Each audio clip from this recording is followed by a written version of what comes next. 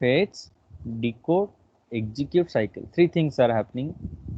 So it is a cycle. Cycle means something which is continue repeating. Okay, means some program or the some action will be done again, that will keep on repeating. Okay. So what will happen? It will let's say this is action 1, action 2, and action 3. So what will happen? First action 1 will happen, then action 2 will happen, then action 3 will happen. After that again it will start action 1, action 2, and action 3. So like this it will go on. So this is one cycle. You can say this is one cycle. So this cycle is repeating every time.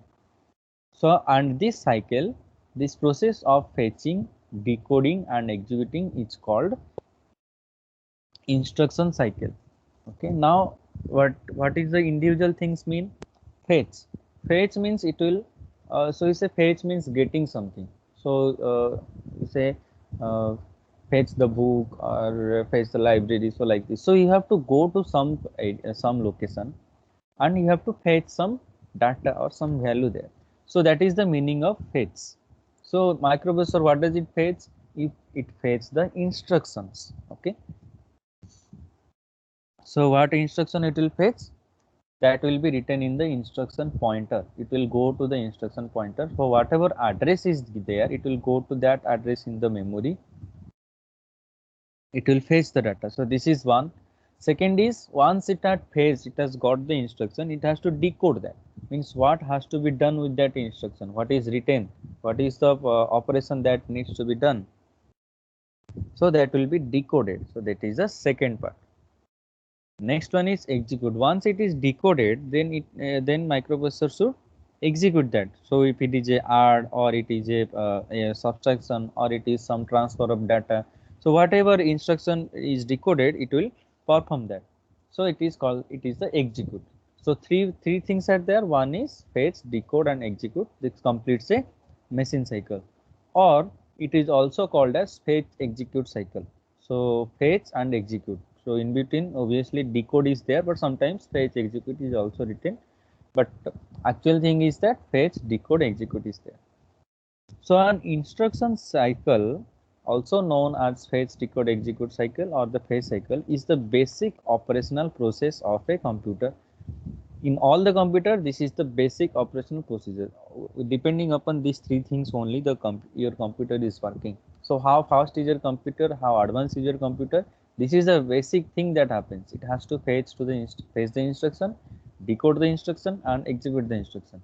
Now depending upon the speed of the microprocessor, it is decided how fast the computer is. If it can do these three things in 1 second, then it is that fast, and if it can do it 0.1 second, and some processor can do it in 0.0001 second. Okay, so one processor will take to do these three things, it will take 1 second.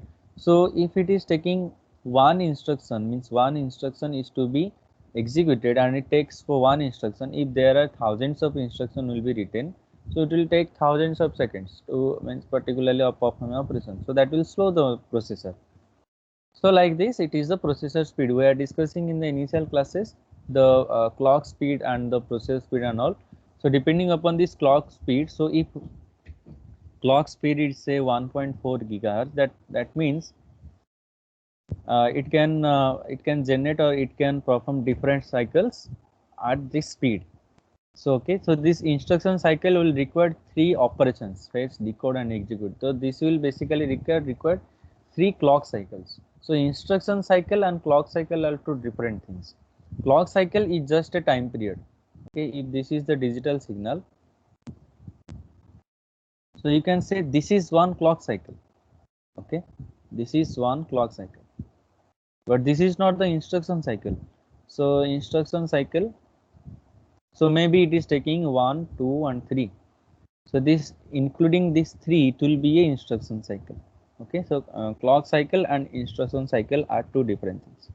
So it is a process by which a computer retrieves a program instruction from its memory, determines what actions the instruction dictates or it says, and carries out the action. These three things are happening there. So next, the steps required by the CPU to fetch, execute an instruction is called the instruction cycle. So in simple words, we can say the steps required by the CPU to fetch and execute the instruction is called the instruction cycle. So it consists of fetch and execute cycle. Basically, two things are there. One is fetch, one is execute cycle. So after that, we need to know how much time it takes or how much clock cycle it takes to fetch, how much clock cycle it takes to execute, and how it is decoded. Basically, decode take the least time. Next is machine cycle. So one is instruction cycle, understood. Now machine cycle.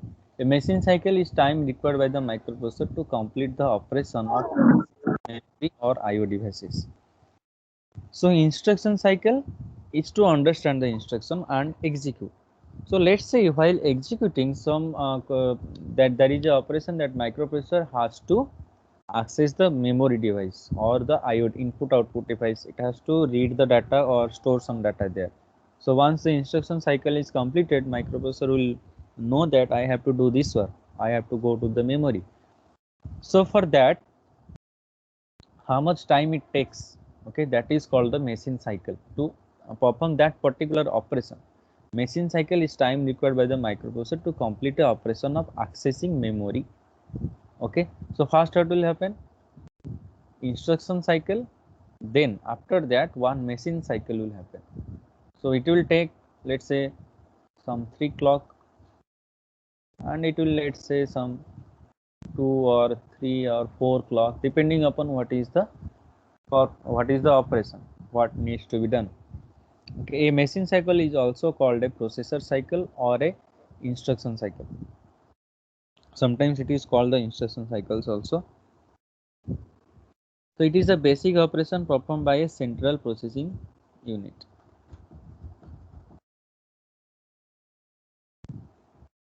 So machine cycle, basically 4 steps are there. So instruction cycle 3 steps are there, but in machine cycle 4 steps are there. So what are the steps? One is fetch, decode, execute and store. So after executing, so once the microprocessor does something, some operation, then there will be output of that, and it has to be stored somewhere, right? So it has to be stored in the memory, or it has to store in the IO device. So somewhere it has to be stored. So retrieve an instruction. What is fetch? Fetch is retrieve an instruction from the memory. Then decode means translate the instruction what needs to be done. Then execute. Execute the computer commands what needs to be done. So after executing all the things, it has to store, send or write the results back in memory. Okay. So now comes the timing diagram. Okay. So before going to the what happens in which clock pulse, we need to understand that actual timing diagram. Okay, so this is one clock pulse. So generally, digital signal we are doing like this.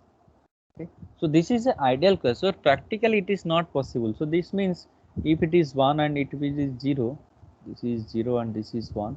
So practically the figure says that from 1 value to 0 value, it is coming with 0 time at t equals to 0. Okay, time required delta t is 0, or practically it is not possible. It cannot come at 0 time from 1 to 0, so it takes some time. So it will be like this, and suddenly it cannot go from 0 to 1. It will be taking some time. Okay, so this time is mentioned here. Practically it is never the case. So practically this will be the signal. This cannot be, this straight line, vertical lines is never the case. Just for showing, means visualizing, we draw this, but practically it takes time from to change its value from 0 to 1 and 1 to 0. So that thing is shown here for one cycle. Okay, so in one cycle, what are the things inside a one clock pulse? Okay, so we'll see that. Now it starts from, let's say it is 0, and let's say it is the high. I'm not writing 0, I'll write low. So it can be -5 plus 5, it can be -1 plus 1, it can be 0 1, it can be 0 5. So we'll just write low and high. Okay, so this is the digital signal. Now from low to the 80% of the high value, so it is the 80%. Okay, so this is the 80% of the high value.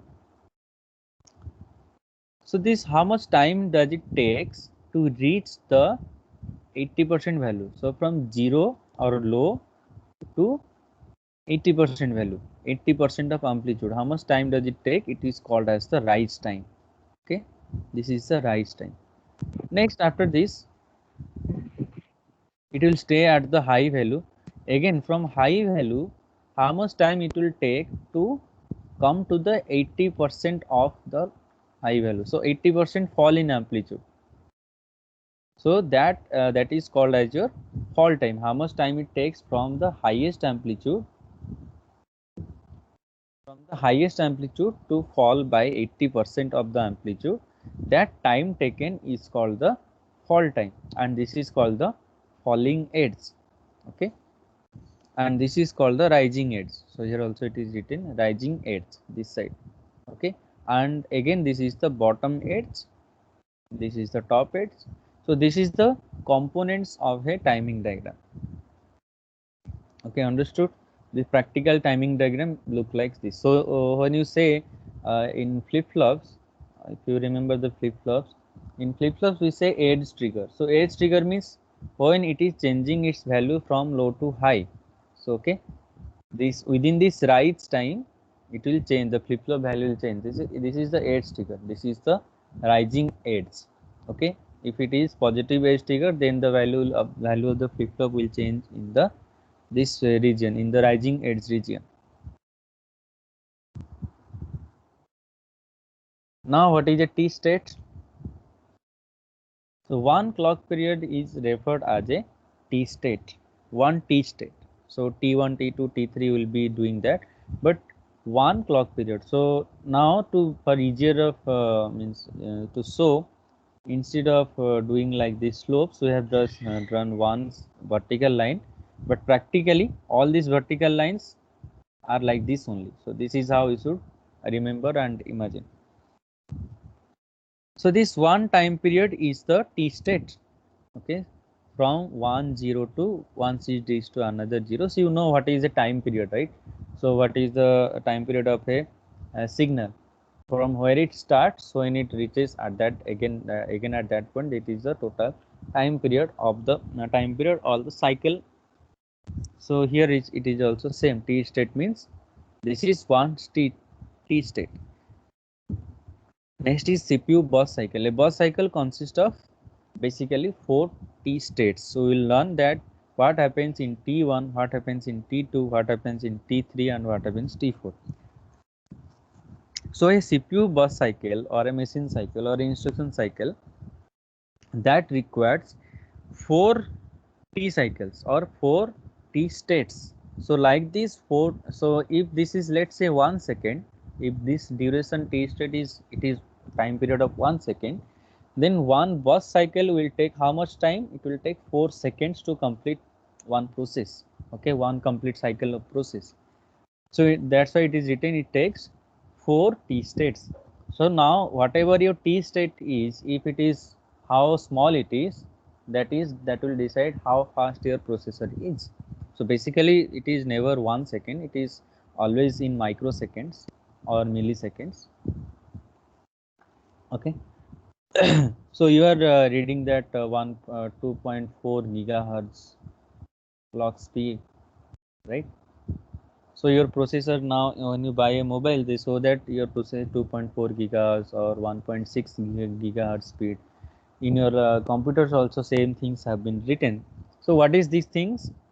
So this is 2.4 gigahertz means frequency. If it is 2.4 gigahertz, then you can say that what is the time period? If you can calculate 1 by 2.4 into 10 to the power, gigahertz means 9, 10, 6, 3, 10 to the power what I should write here?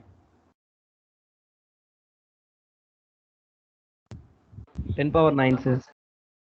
Okay, 10 power 9. So if you divide this,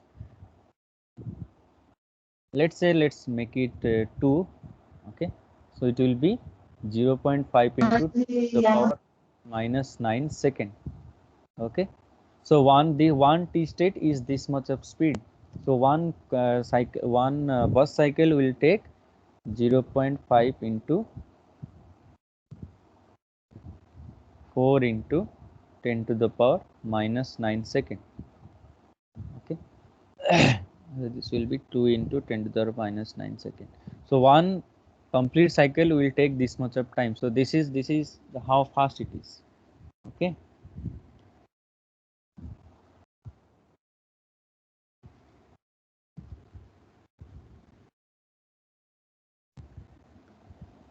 Now there is something called wait state. Means the machine has to wait. Why the machine has to wait? When the condition arises of waiting. So a wait state is a situation in which the computer processor experiences a delay, mainly when the accessing external memory or a device that is slow in response. So let's say it is your microprocessor and you have connected a external memory or hard disk, something like that. Now here the speed is, let's say 2.4 gigahertz. Okay, and here the speed is, let's say 1.5 gigahertz. So now this will it takes how much? It takes 4 machine cycle or 4 t state, 4 t state to complete one complete transaction of one complete action of memory. Now the problem is that the speed is different there. Okay, so in between this microprocessor has to wait there. It will wait for, let's say, one or two t states, so that this can do the operation, because clock pulse is generated for this microprocessor separately. One crystal oscillator will be there that will generate the clock pulse, and here the clock pulse is generated separately. So this memory cannot work as fast as this microprocessor. So what happens when this is slow? This microprocessor has to wait for some time, one or two t states it has to wait. So that is the wait state. Why? So it is written, wait state is a situation in which the computer processor experiences delay, mainly when accessing external memory or a device that is slow in its response. Okay, because this cannot make the memory fast, it has to wait, there is no other way. Therefore wait states are considered wasteful in processor performance. So because unless and until this is not done, the microprocessor has to wait there, it cannot execute the next program, because this program is not completed, the instruction is will be not completed, and it has to wait for that. So it is a wasteful, means you should choose device or synchronized device there that have same clock speed. Modern day designs try to either eliminate or minimize these wait states, means they design all the peripheral, all the input output devices, all the memories, so that they can synchronize and they can work on the same time speed, t state time. Okay. These includes cache memories, instruction prefetch and pipelining, simultaneous multi-threading and branch predictions. So these are few technologies.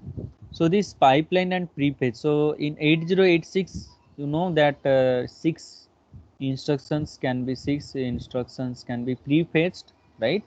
So that is one of the thing done to avoid this delay. Okay. And then cache memory, I was telling, the cache memory is very small, in generally 1 MB or 2 MB. It's okay. Cache memory we have not discussed in detail, but this is one of the advantage to avoid this type of conditions, to avoid this type of delays. So cache memory is used. Next, simultaneous multi-threading, means multiple program can run at a time. So this is happening in the advanced microprocessor, not in 8086 or basic ones. And branch predictions, so it will predict that next where it is going to paste the data. So like this, these things are not here, this not will be discussed, but you can think that these are the things included to avoid this wait state or increase the speed. Wait state are also used to reduce the energy consumption, allowing the processor to slow down and pause if there is no work for the CPU. So it will just if there is a 2-3 t state, it has to wait. Then what it will do, it will just pause the power to the microprocessor, so it will save the power. It's not a very big means advantage, but when it comes to your mobile devices and the small devices that using microprocessors, so there the battery capacity is very slow, very small. So in that case, it is a very big advantage. But while using your computers and laptops, it is not that much a big thing, because there will be, everything will be synchronized. So okay, so when it has to wait for more than 4-5 clock cycles, then it is the advantage. Generally that happens in very few cases. As far as the microprocessors are growing and technology is growing, speed is growing, along with that other peripheral device speed is also increasing. Okay, now the actual graph, how it should look like, how it does actually look like. So wait state is written as TW, and so it told that it takes 4 T state to complete a bus cycle or the machine cycle: T1, T2, T3, and T4. And a wait state has to be incorporated here to include to see that if slow memory I/O devices are being connected. Okay. So it is an extra clocking period inserted between T state to lengthen the bus cycle, allowing the slower memory and I/O memory components to respond. So basically it automatically happens. Nobody is doing that.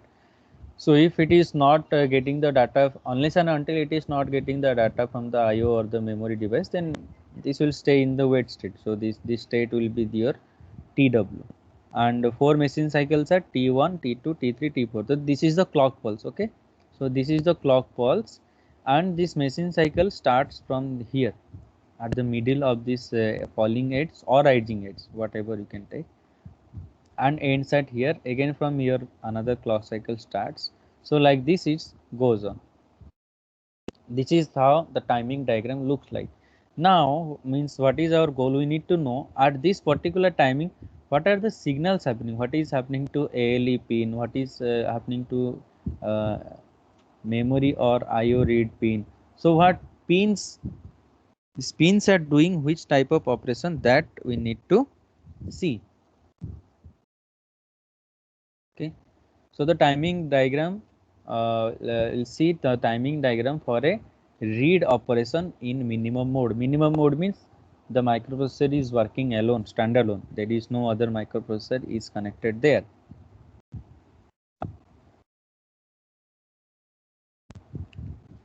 Okay, so here this is the clock pulse, and the considering this T1 starts from here, T1 up to here, then T2 here, T3 and T4 ends here. Okay, now what we need to know, we need to know that what is happening to these pins. So this bus high enable pin, then these are the status pins S6, S3, then AD0 to AD15 address latch enable, memory IO read, read bar, okay, data enable. So all these things, what is happening there, we need to know. So firstly, when the processor is ready to initiate the bus cycle, it applies a pulse to the ALE during T1. ALE is what? Address latch enable. So it address latch enable during T1. So in the first clock cycle, so here is the first clock cycle. So where is ALE? So ALE. So it will give a signal to first to ALE, that address latch enable. So when it is address latch enables, this AD0 to AD15 will be behaving as a address bus, not as a data bus. So that is the work of address latch enable. So because in the fast machine cycle, the microprocessor has to go to the address and fetch the data or fetch the instruction. That is what it has to done. So address latch enable first it gives. Then before the falling edge of ALE, so when address latch enable is given, so once this address is given, then it once address reaches there, then it has to be a data, again it has to be converted to the data bus, because it will bring the data from the memory. Okay, So before the falling edge of address latch enable, the data address BHE or this byte high enable. So yesterday we are discussing this means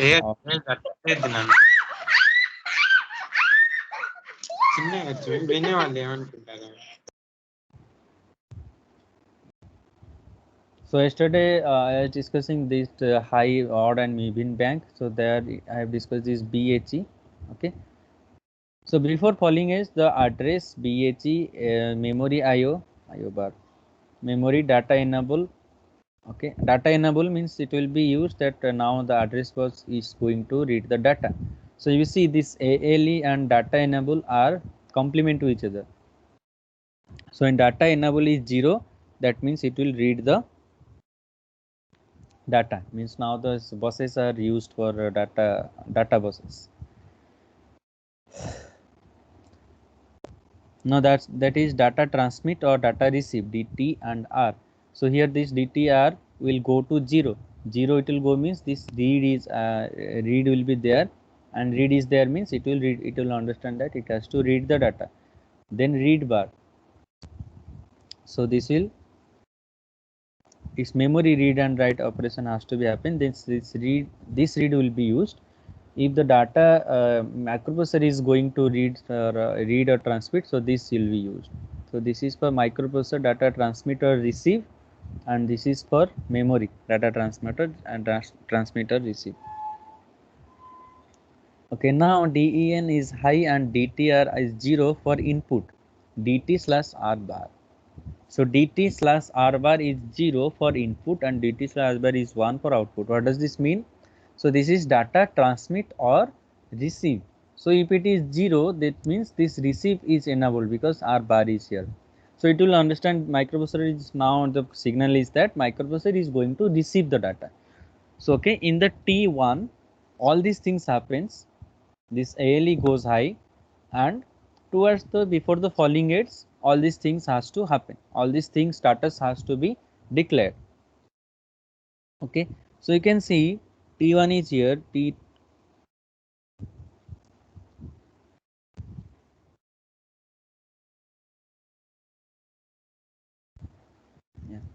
so T1 is here, so T2 is here. So T1 is ending here. Okay.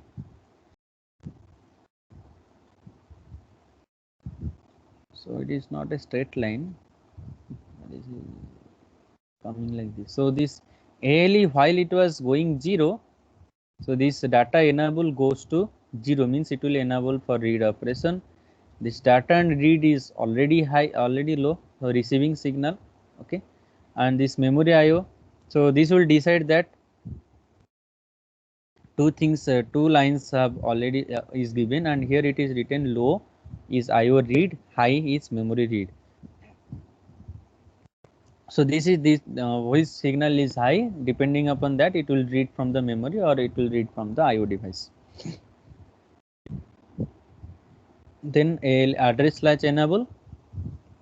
This will go 0 once it has sent the address bus. So once this is high, ALE is high at this location, this AD0 to AD15. Along with that, it AD15 16. So it is high pin. Okay, 16. So here AD15, then 16, 17, 18, 19. All these value. So this will send the address. Okay. All this will send the address out. So once this, then it will you see in T2. Then again at the trailing edge of ALE, so these ICs will be there. IC will be put there to make these connections, means address and data bus control signals are there. So no need to know means the detail of these things, but this will be latches or this will be used. I mean signal will be given to these ICs that use this as the address bus, use this as the data bus. So who is doing that? There is a IC who is doing that. Now during T2, the address signal are disabled and S3, S7 ALE address latch enable available on AD16 to AD19, and BHE7 also data enable is lowered to enable the trans receivers. Okay, the data enable is lowered. In T2 these things are happening, and is this thing, once the this thing will happen, it will reach the memory location where to read the data. Then in case of input operation, read is activated during T2. Okay, if it is a input operation. So remember what operation we are doing, timing diagram for read operation. Okay, we are explaining for that.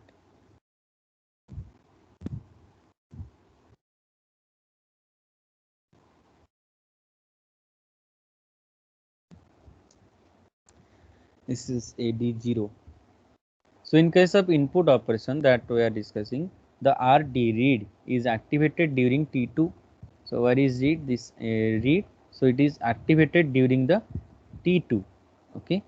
So in T2, when it is activated, read is going 0 means, as we are discussing the read to read a data. So the read pin as it is RD bar, so read pin has to go 0. Okay. Read pin is activated means read pin is going to 0, means we are making that 0. Activated during T2, and AD0 to AD15 go in the high impedance preparing for input. AD0 to AD15, okay, this is 16-bit that it will behave as a 16-bit data bus now, because here address flash enable is now 0, means it is going in a data bus mode. So till here it was a address mode, it will go the address out, it will reach the address. After that the address flash enable in the second machine cycle in the T2 state. So here it is the T2 state, it is going 0. So now it is data bus. At that time this data enable is made low, means now it is enabled for data, receiving data. So it reaches there. So if the memory or the IO interface can perform transfer immediately, there are no wait state is required, and the data output is done then during the data is output was on the during the T3. So in T3 cycle, T3 starts from here. Okay. So during the T3 it will get the data. Okay. So it will get the data from the memory. After that, data is accepted by the processor and read is raised high at the beginning of T4. So now this will receive the data. Beginning of the T4, this read will go high because the read operation is now completed. Okay. Next, upon detecting this transition during T4, the memory IO device will disable its data signals. Okay. Data signal will be disabled because data is already being taken. Next, for an output operation, processor applies WR equals to 0. Okay. So read bar and W write bar. So these things are there. So for read operation it is 0 and it is 1. For write operation it will be just the reverse. Read will be 1 and it will be 0. Okay. So that is what it. For output operation it was for the input operation, getting the data. Now if you send the data, then you have to write it on a memory. So this WR pin will go 0, and then the data on the data bus reverse during the T2. So it will just put the data whatever inside the microprocessor, means microprocessor means in some register, in AX or BX or CX or DX, in some register that will put on the that will go to the data bus during the T2 cycle. So in T4 write is raised high and the data signals are disabled. The same thing happens. So these things are written for what? These things for write operation. Okay, these things are written for write operation. Now in each figure you have seen that this thing and this thing, there is some dotted line is here. So that means it may be previously it is in 0 state or previously it is in 1 state. That doesn't matter. But the state matter is during the T1, starting at the T1 what you are making, it does matters. Okay, and at end also it remains in the low state or it goes to the high state, that doesn't matter. So it is not going to affect the operation. But here by default the ALE has to go to 0 in this position, read has to go to low at this position, these are fixed. Okay, so everywhere the same thing is so.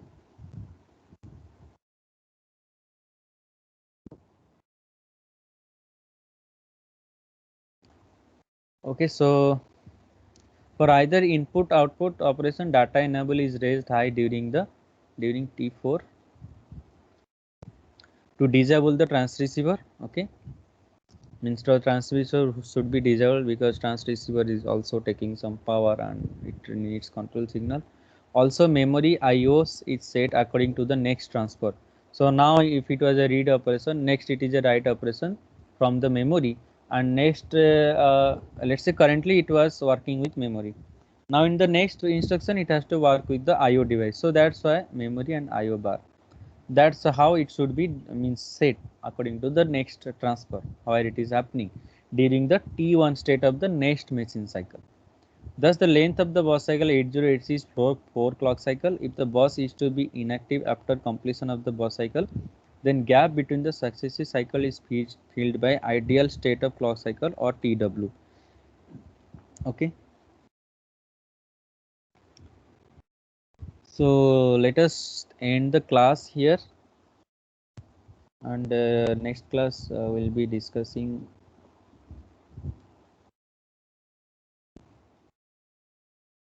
interfacing. We will discuss. Okay, interfacing or that remaining from the unit 1, that we will discuss.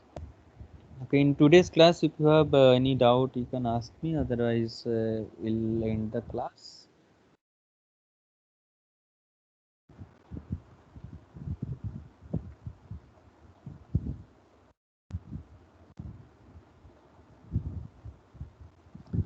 Okay, Irfan, if you are here, can you send me the absentee list please? Yes, sir. Yes, sir.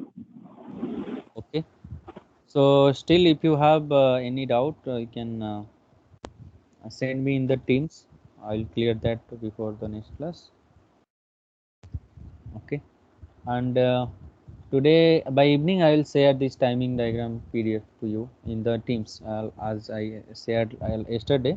In the same way I will share there also, you will get it from there. Okay, then have a good day. Thank you. Yes, sir. Thank you, sir.